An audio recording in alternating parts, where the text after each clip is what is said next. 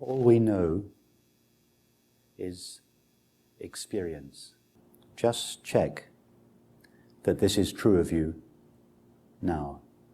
Range over your current experience of the apparent mind, body, and world, and see if you can find there anything other than experience.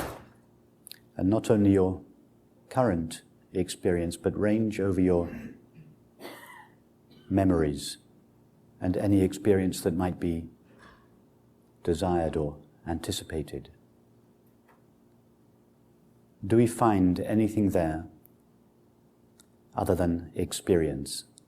Thought says that I experience a mind, body, and world. But in fact, we don't experience a mind, body, and world as they are normally conceived. We just experience experience. Thought says we have experience of a mind, body, and world. But this mind, body, and world, which are supposed to exist independent of experience, have never actually been found. So we can't legitimately say we experience a mind, a body, and a world. We can only legitimately say we experience experience. All that is known is experience. And what is it that knows experience? Whatever it is that knows experience is what we call I. I am the knowing element that illumines experience. So we could call I this pure knowing. It is like the sunlight in all color. What is the relationship between I, this knowing presence, and all experience? Can you find any part of your experience that is not intimately pervaded by the knowing of it? Take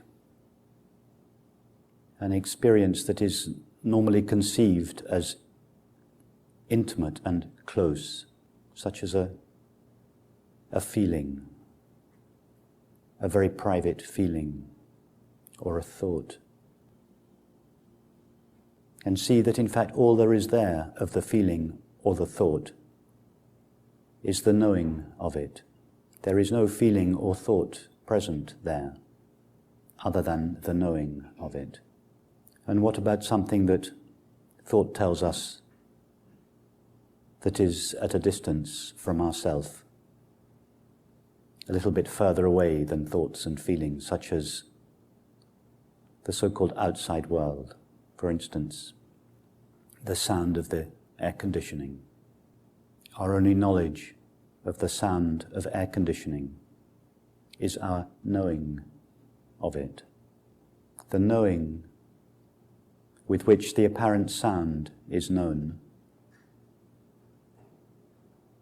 and the knowing with which the apparent thought is known, is the same knowing. It is your self, I. Thought says that, for instance, the chair on which we are apparently sitting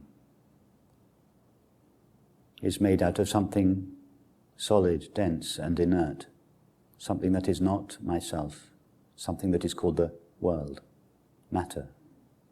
But we have no evidence of such a chair or any stuff called matter. We just know our knowing of the chair. We just experience experience.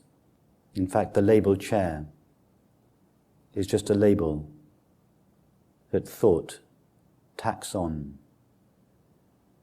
to the experience of knowing, thinking, feeling, hearing, touching. are all modulations of knowing, modulations of our self. Our self, this knowing presence, doesn't pervade experience like water pervades a sponge. It is even closer than that. There is only the knowing of experience.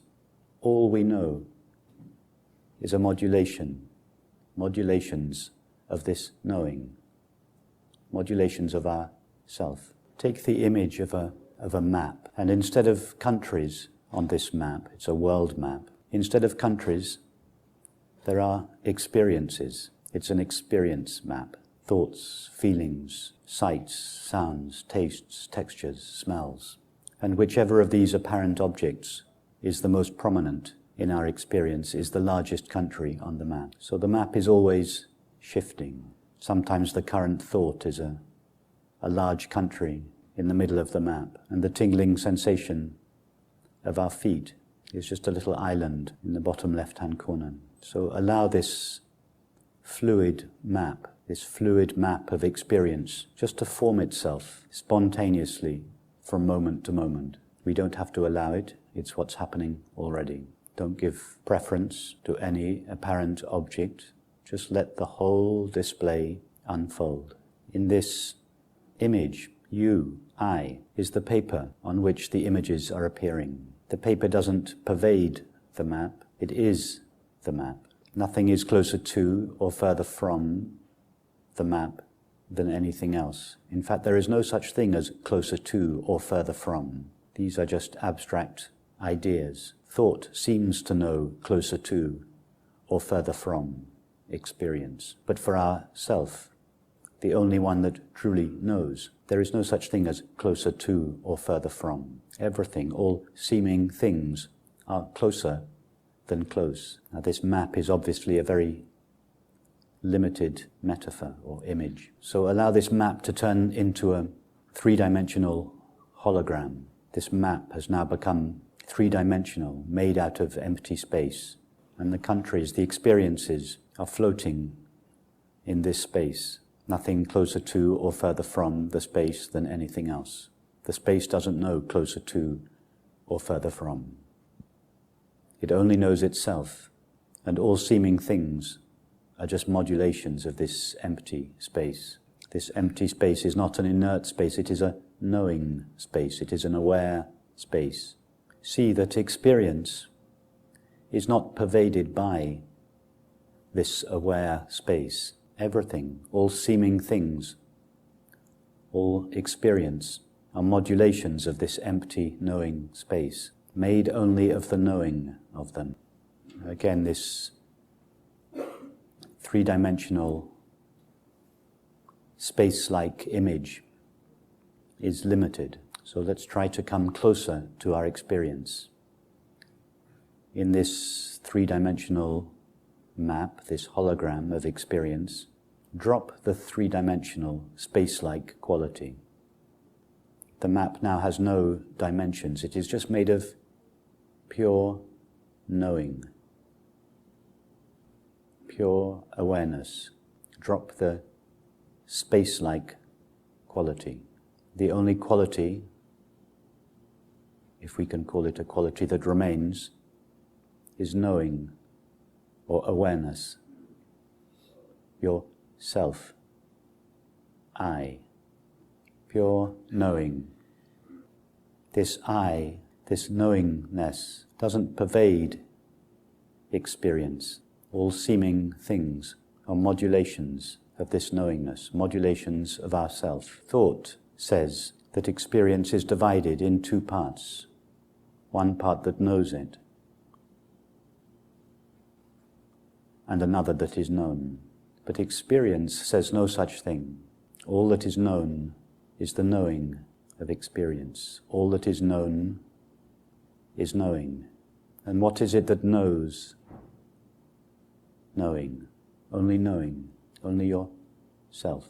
All there is ourself knowing and being itself.